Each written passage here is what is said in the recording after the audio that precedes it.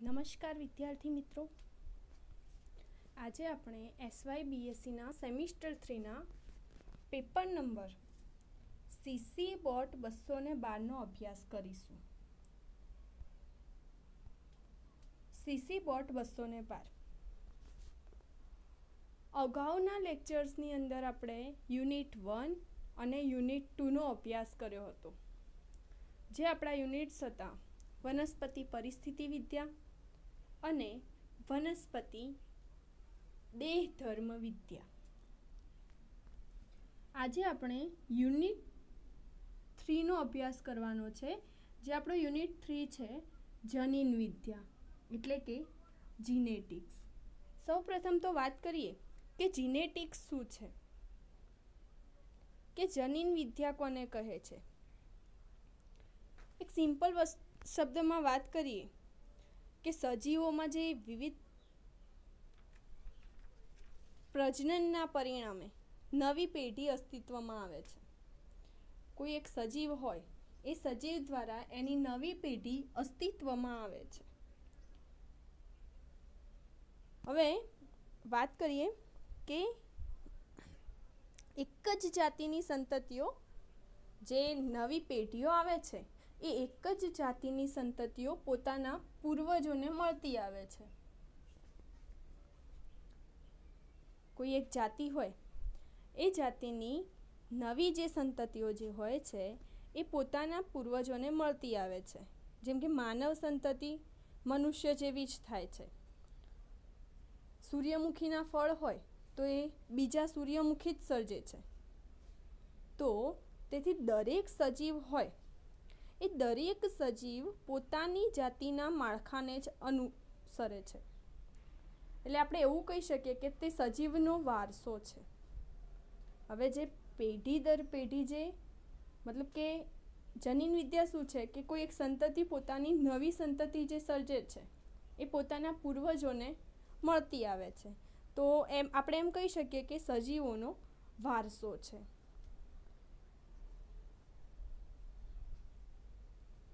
એટલે સજીવો તથા તેમની સંતતિઓનો વારસો તથા ભિન્નતાઓ સમજવાનો પ્રયત્ન કરતી આ શાખાને જનીન વિદ્યા કહે છે. એટલે કે કોઈ સજીવ છે, એ સજીવનો વારસો અને એની ભિન્નતા સમજવા માટેની જે શાખાનો અભ્યાસ છે, એને જનીન વિદ્યા તરીકે ઓળખવામાં આવે છે.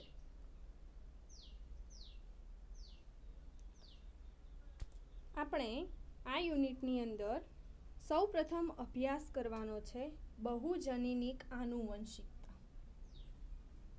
બહુજનીનિક આનુવંશિકતા, જેને સંખ્યાત્મક જનીન વિદ્યા તરીકે પણ ઓળખવામાં આવે છે. આપણા આ ત્રીજા યુનિટની અંદર, જનીન વિદ્યાવાળા યુનિટની અંદર સૌ પ્રથમ ટોપિક જે છે, એ છે બહુજનીનિક આનુવંશિકતા, જેને સંખ્યાત્મક જનીન વિદ્યા તરીકે પણ ઓળખવામાં આવે છે. તો હવે આપણે એના વિશે અભ્યાસ કરીએ. સૌ પ્રથમ તો એની પ્રસ્તાવના, ઇન્ટ્રોડક્શન. સામાન્ય રીતે ઓછામાં ઓછા 2 વિરોધાભાસી સ્વરૂપ ધરાવતા જનીનની જોડ દ્વારા આનુવંશિકતા વિકાસ પામે છે. હવે તમે જુઓ કે સામાન્ય રીતે ઓછામાં ઓછા 2 વિરોધાભાસી સ્વરૂપ ધરાવતા જનીનની જોડ દ્વારા આનુવંશિકતા વિકાસ પામે છે. હવે એની માટે તમારે આનુવંશિકતા સમજવું જરૂરી છે કે આનુવંશિકતા શું છે. તો આનુવંશિકતા એટલે પેઢી દર પેઢી જે વારસાગત લક્ષણો ઉતરી આવે છે, એને આનુવંશિકતા કહે છે.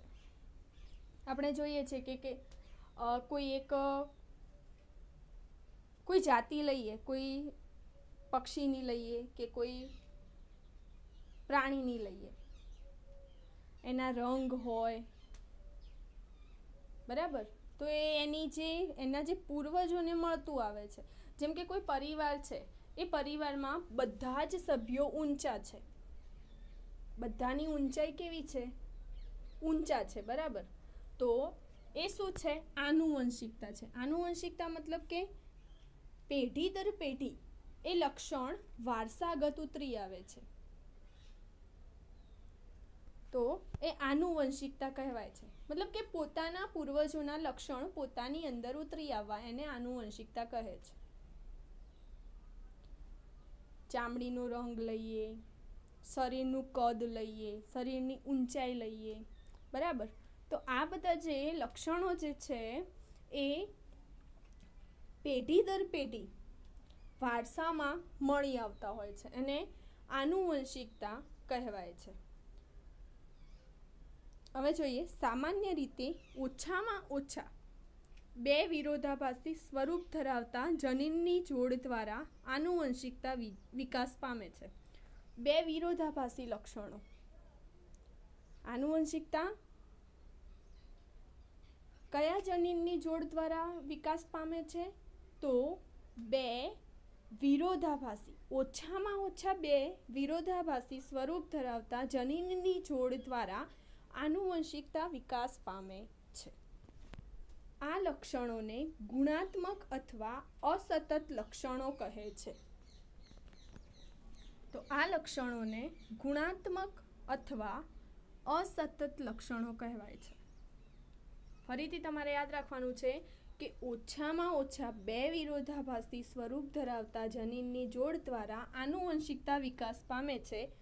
તો આ લક્ષણોને ગુણાત્મક અથવા અસતત ડિસકન્ટિન્યુઅસ લક્ષણો કહેવાય છે.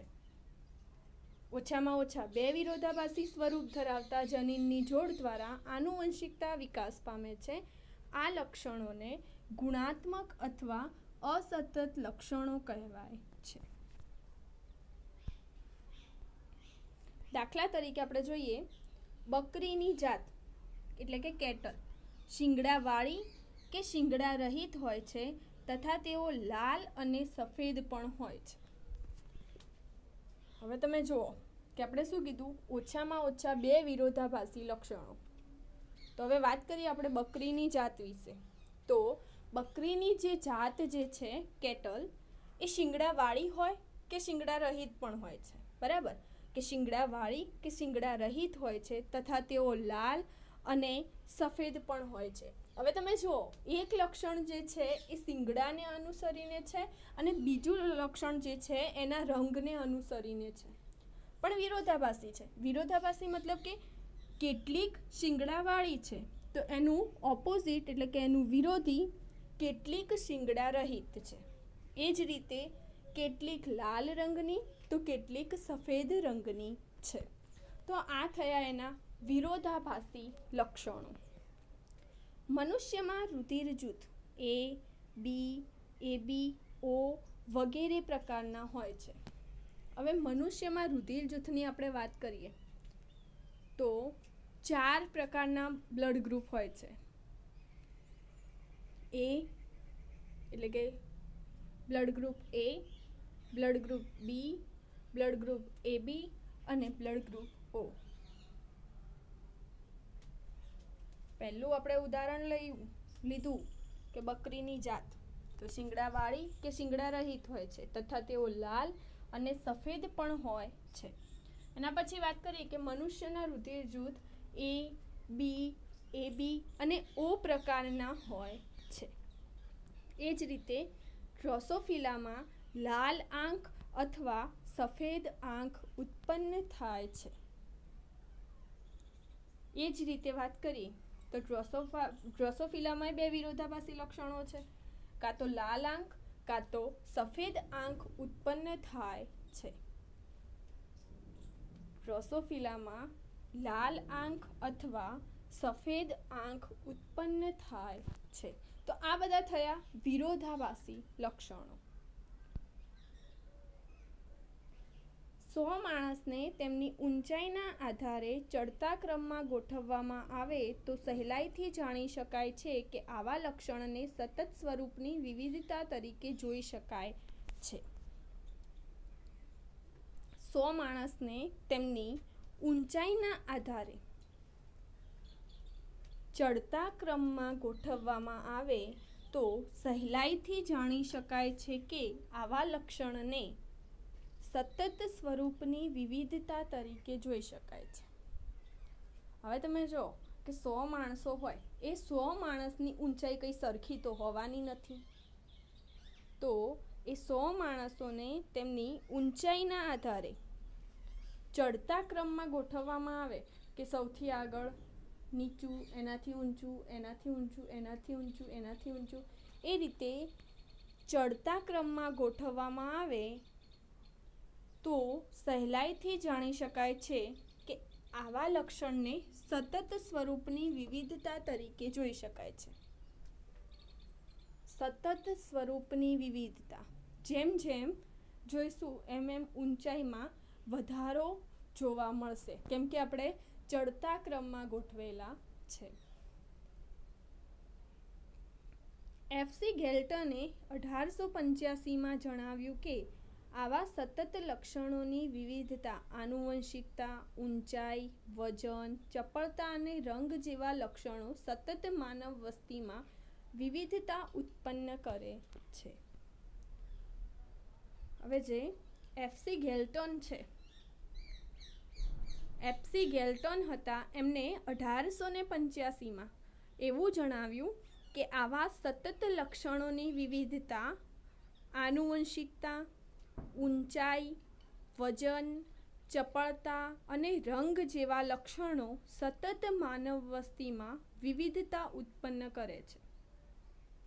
હવે જે આ સતત લક્ષણો છે, સતત લક્ષણોની વિવિધતા આનુવંશિકતા, ઊંચાઈ, વજન, ચપળતા અને રંગ જેવા લક્ષણો સતત માનવ વસ્તીમાં વિવિધતામાં શું કરે છે? વધારો કરે છે અથવા વિવિધતા ઉત્પન્ન કરે છે. આવું 1885માં એફસી ગેલ્ટને જણાવ્યું હતું.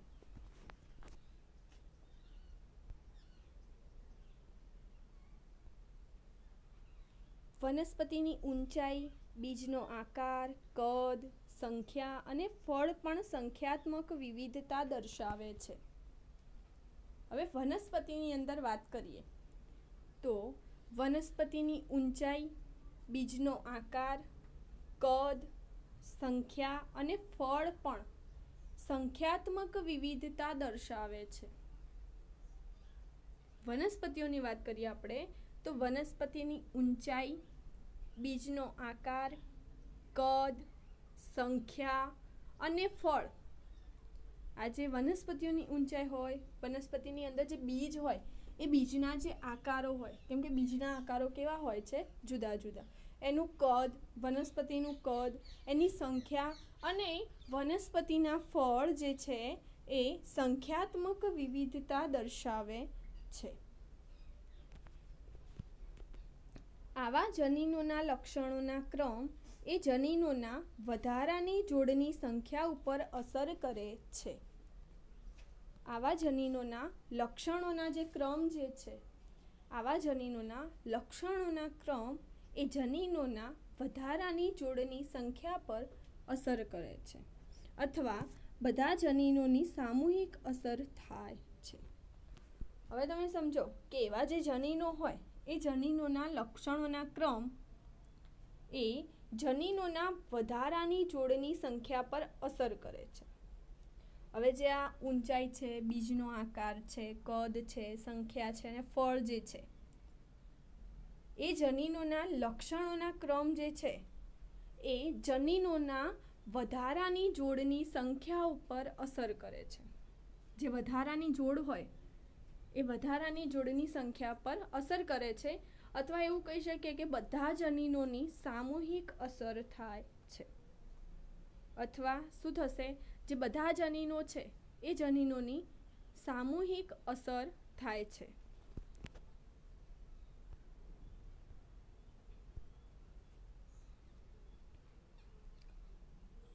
દરેક જનીનની સંપૂર્ણ અસર ઘણા પ્રભાવી જનીનોની અસર અને ઘણા લક્ષણો ક્રમશઃ વ્યક્ત થાય છે. દરેક જનીનની સંપૂર્ણ અસર, ઘણા પ્રભાવી જનીનોની અસર અને ઘણા લક્ષણો ક્રમશઃ વ્યક્ત થાય છે. એક વસ્તુ સમજજો કે દરેક જે જનીન હોય છે, દરેક જનીનની સંપૂર્ણ અસર, ઘણા પ્રભાવી જનીનોની અસર અને ઘણા લક્ષણો ક્રમશઃ વ્યક્ત થાય છે. શું થશે કે જે જનીનોની સંપૂર્ણ અસર છે અથવા તો ઘણા જે પ્રભાવી જનીનો હોય છે, પ્રભાવી જનીનોની અસર અને ઘણા લક્ષણો જે છે એ ક્રમશઃ વ્યક્ત થાય છે. કઈ રીતે વ્યક્ત થાય છે? ક્રમશઃ વ્યક્ત થાય છે. આને સંખ્યાત્મક આનુવંશિકતા અથવા બહુજનીનિક આનુવંશિકતા કહે છે.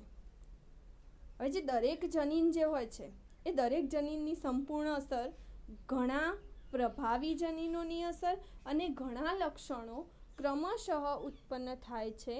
આને સંખ્યાત્મક આનુવંશિકતા અથવા બહુજનીનિક આનુવંશિકતા કહે છે. તો એને સંખ્યાત્મક આનુવંશિકતા અથવા બહુજનીનિક આનુવંશિકતા કહે છે.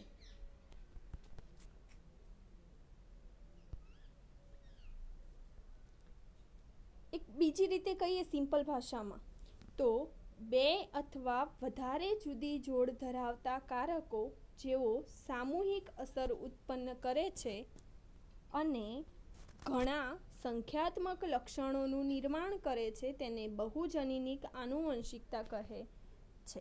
હવે શબ્દ પરથી જ ખબર પડે છે બહુજનીનિક આનુવંશિકતા. તો બે અથવા વધારે જુદી જોડ ધરાવતા કારકો, બે અથવા વધારે જુદી જોડ ધરાવતા કારકો જેઓ સામૂહિક અસર ઉત્પન્ન કરે છે અને ઘણા સંખ્યાત્મક લક્ષણોનું નિર્માણ કરે છે તેને બહુજનીનિક આનુવંશિકતા કહેવાય છે. હવે જે લક્ષણો જે હોય છે, જે કારકો જે હોય છે એમાં બે અથવા એનાથી વધારે જુદી જુદી જોડ ધરાવતા હોય અને એઓ સામૂહિક અસર ઉત્પન્ન કરતા હોય, મતલબ કે જે કારકો જે છે એ સામૂહિક અસર ઉત્પન્ન કરે છે અને સામૂહિક અસર ઉત્પન્ન કરશે એના કારણે શું થશે? સંખ્યાત્મક લક્ષણો ઘણા બધા નિર્માણ પામશે. હવે સમજો તમે, બે અથવા વધારે જુદી જોડ ધરાવતા કારકો હોય, જુદા જુદા જોડ ધરાવતા કારકો હોય, એ સામૂહિક અસર ઉત્પન્ન કરશે ત્યારે ઘણા સંખ્યાત્મક લક્ષણોનું નિર્માણ કરે છે. સામૂહિક અસર ઉત્પન્ન કરશે એટલે સામાન્ય રીતે ઘણા બધા સંખ્યાત્મક લક્ષણોનું નિર્માણ કરે છે. એને બહુજનીનિક આનુવંશિકતા કહે છે. તો બે અથવા વધારે જુદી જોડ ધરાવતા કારકો જેઓ સામૂહિક અસર ઉત્પન્ન કરે છે અને ઘણા સંખ્યાત્મક લક્ષણોનું નિર્માણ કરે છે તેને બહુજનીનિક આનુવંશિકતા કહેવાય છે. હવે જોઈએ બહુજનીનિક આનુવંશિકતાના લક્ષણો. હવે આપણે બહુજનીનિક આનુવંશિકતાના લક્ષણોનો અભ્યાસ કરવાનો છે. એમાં જોઈએ પહેલું જે છે એ ભાગ લેતા દરેક જનીનોની અસર સમૂહમાં અથવા વધારાની અસર તરીકે હોય છે. હવે જે બહુજનીનિક આનુવંશિકતા છે એમાં ભાગ લેતા દરેક જનીનોની અસર, જે ભાગ લેતા દરેક જનીનો હોય એ જનીનોની અસર સમૂહમાં અથવા વધારાની અસર તરીકે હોય છે. બહુજનીનિક આનુવંશિકતામાં જે ભાગ લેતા જે જનીનો છે, દરેક જનીનો, એની અસર સમૂહમાં અથવા વધારાની અસર તરીકે હોય છે. બીજું છે શૃંખલામાં ભાગ લેતો દરેક જનીન સરખી અસર ઉપજાવે છે. હવે જે જનીનો જે છે સામૂહિક અસર ઉત્પન્ન કરે છે, શૃંખલામાં ભાગ લેતો દરેક જનીન સરખી અસર ઉપજાવે છે. શું થશે? તો જે શૃંખલામાં ભાગ લેતો દરેક જનીન જે છે એ શૃંખલામાં ભાગ લેતો દરેક જનીન સરખી અસર ઉપજાવે છે. પછી ત્રીજું છે પ્રભાવીપણાનો ગુણધર્મ દાખલ કરતો નથી. તો હવે આમાં શું થાય છે કે ઉપર મેં વાત કરી કે દરેક જનીન સરખી અસર ઉપજાવે છે. જે શૃંખલામાં ભાગ લેતો જે જનીન છે એ દરેક જનીન સરખી અસર ઉપજાવે છે, સામૂહિક અસર ઉત્પન્ન કરશે અથવા વધારાની અસર તરીકે હોય છે. તો એમ કહી જ શકાય કે પ્રભાવીપણાનો ગુણધર્મ દાખલ કરતો નથી. જો સામૂહિક અસર ઉત્પન્ન ન કરતો હોત અથવા સરખી અસર ના ઉપજાવતો હોત તો કોઈ પ્રચ્છન્ન તો કોઈ પ્રભાવીપણાનો ગુણધર્મ દર્શાવતો હોત, પરંતુ પ્રભાવીપણાનો ગુણધર્મ દાખલ કરતો નથી.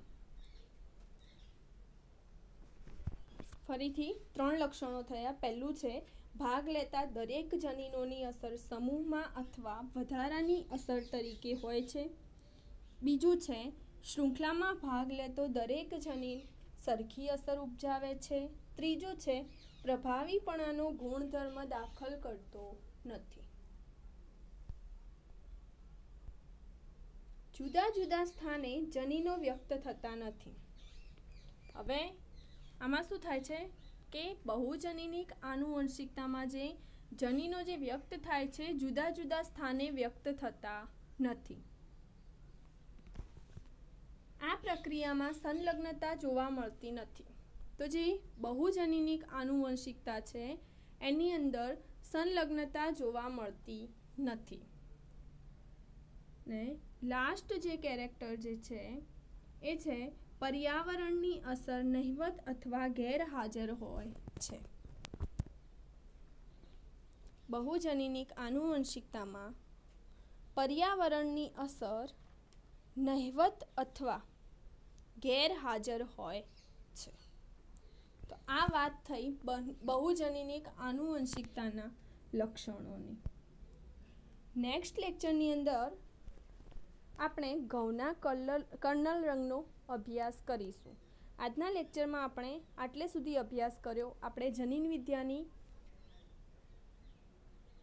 સામાન્ય માહિતી મેળવી અને એના પછી આપણે બહુજનીનિક આનુવંશિકતા કે જેને સંખ્યાત્મક જનીન વિદ્યા તરીકે પણ ઓળખવામાં આવે છે એનો અભ્યાસ કર્યો. નેક્સ્ટ લેક્ચરની અંદર આપણે ઘઉંના કર્નલ રંગ એક એક્ઝામ્પલ થ્રુ સમજીશું. તો આજના લેક્ચરની અંદર આપણે આટલે સુધી રાખીએ છીએ. નેક્સ્ટ લેક્ચરની અંદર આપણે ઘઉંના કર્નલ રંગનો અભ્યાસ કરીશું. Thank you.